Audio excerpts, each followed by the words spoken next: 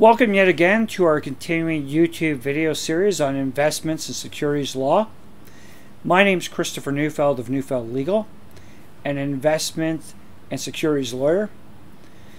And in this particular YouTube video, we're going to be discussing some aspects that you should know about the investment field, and especially where people are defrauded by shysters and fraudsters out there. And what we're going to talk about in this particular YouTube video is what happens to investment money. That's the hard-working money earned by the men and women who typically invest in these schemes, who are solicited into these investment schemes, stock schemes that are intended to defraud people and pursue illicit purposes. So what happens to that money? The money just does not sit around. No. What happens is the money is used for a range of inappropriate and illicit purposes. Part of that money is used to prop up the entire scheme. Because you have to understand, it's not really just a single person taking in money and holding the money. No. It's a whole operation where all these deceptive individuals, deceptive companies are operating.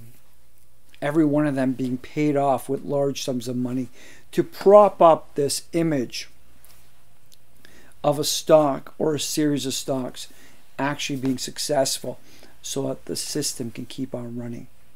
Such activity is not inexpensive. The money that goes around to maintain these illicit schemes is not insignificant. And then what happens with other money? Well, the individuals who are running these systems, either they have to keep people in the dark who are working for them. And how do you keep people in the dark?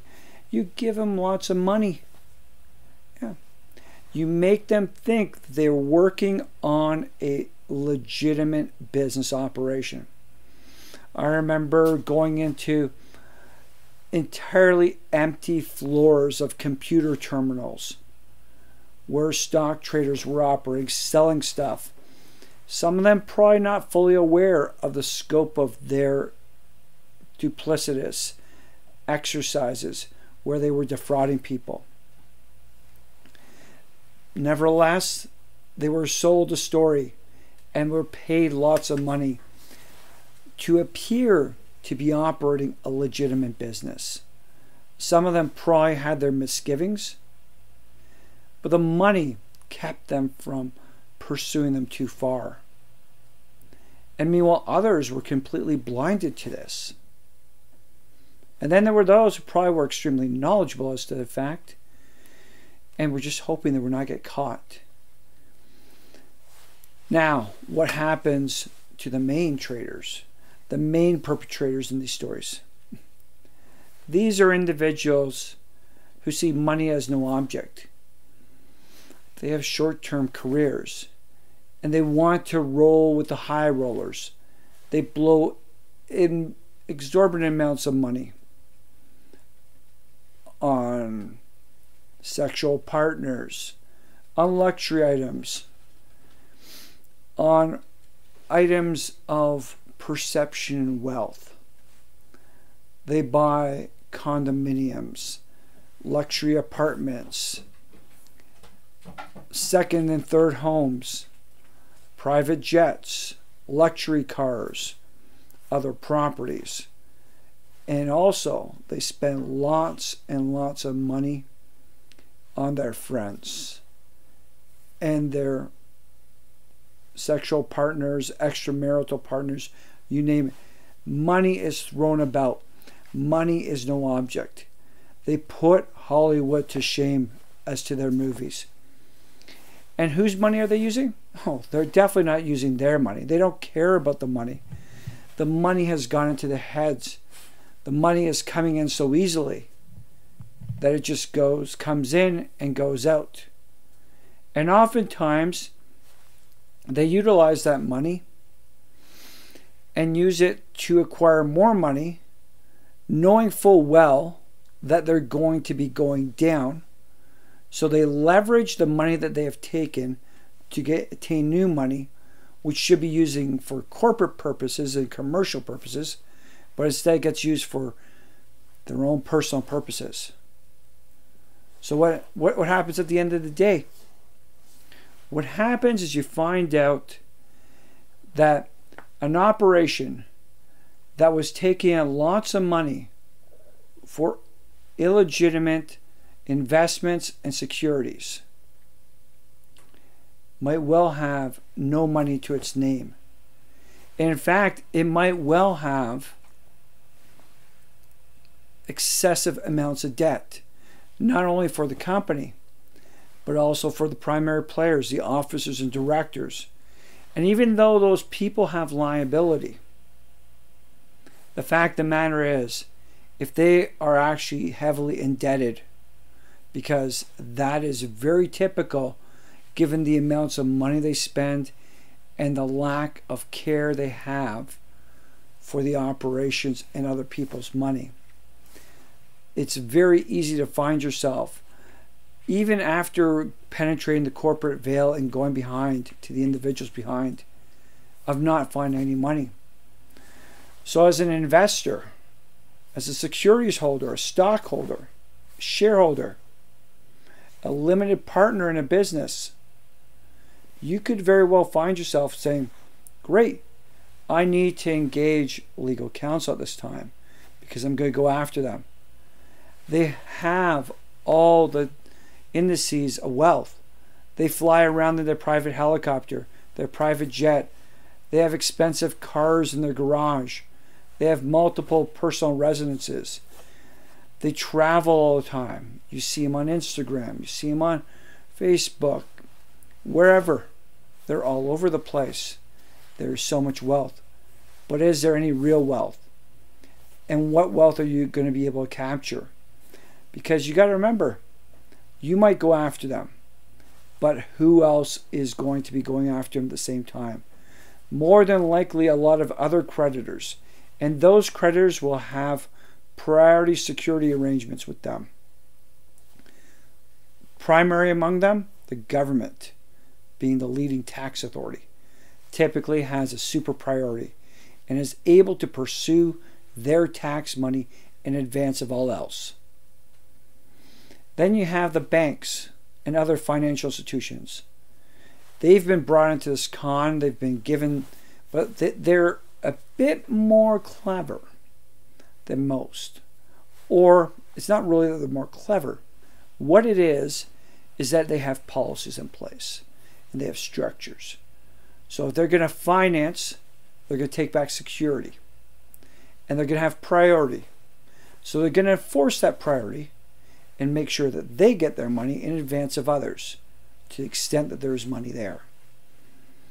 And then there's other creditors and other individuals and a whole range of other people that have been swindled and scammed by these people.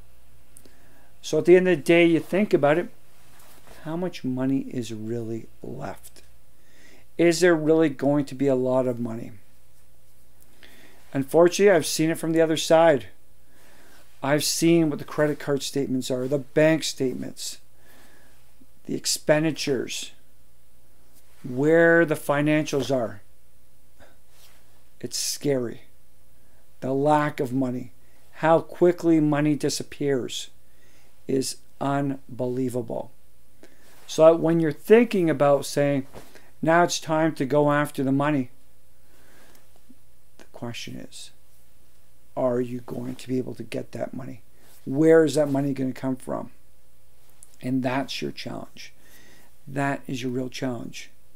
So if you've allowed yourself to be sucked into one of these investment strategies, you got to really consider, what do you do? Yes, talk to appropriate legal counsel, investment and securities lawyers like ourselves, because there might be options available to you. But the operative word is might. What you really need to be doing is considering things at the outset. Investing money with the appropriate individuals, be it investment advisors, lawyers, accountants, or other professionals. It is those professionals who can take an objective look at this. They'll take it as a disinterested person because that is their job, to assess and advise. They might not catch everything. That's not what they're capable of. But what they are often able to do is discern and critique what the prospects are, what the dangers are. Because all too often, people like yourself, and I'll put myself in the same book, are enthralled by the opportunity to make considerable amounts of money with little or minimal effort, and to be on the right side of these great stock plays, these great investment opportunities that are before them. But you have to ask yourself, have I got myself a proper second opinion? Has a professional been engaged that have paid for to take a look at this a bit more and given me some proper assessment, some proper tools that I can investigate more? The fact of the matter is, you're not necessarily going to want to spend $5,000, $10,000, $20,000 like the bigger players do in starting to assess an investment opportunity. They oftentimes also will jump into investment opportunities all too quickly. What you instead need to be doing is not jumping in too quickly, taking the time to assess stuff and to put your time and effort and money into focusing on the right approach to determine whether or not you should be pursuing an investment opportunity, a limited partnership stake, the acquisition of specific securities or shares in a corporation. And if by doing that you spend money, a fraction of the money that you would otherwise put in the investment, so as to avoid the bad investments, is that not worth your while? Is that not the smart approach to doing stuff? I leave it to you. Whether you try to deal with stuff at the outset or you try to deal with stuff later in the process. The challenge is up to you. The question is, where will the money be? You know where it is at the beginning.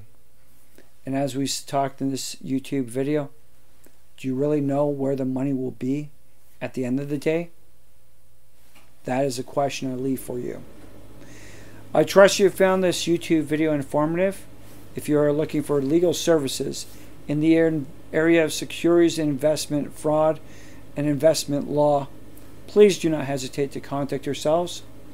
Our information is readily available through this YouTube video, and we look forward to seeing you again and wish you all the best with your securities and investment pursuits. Thank you.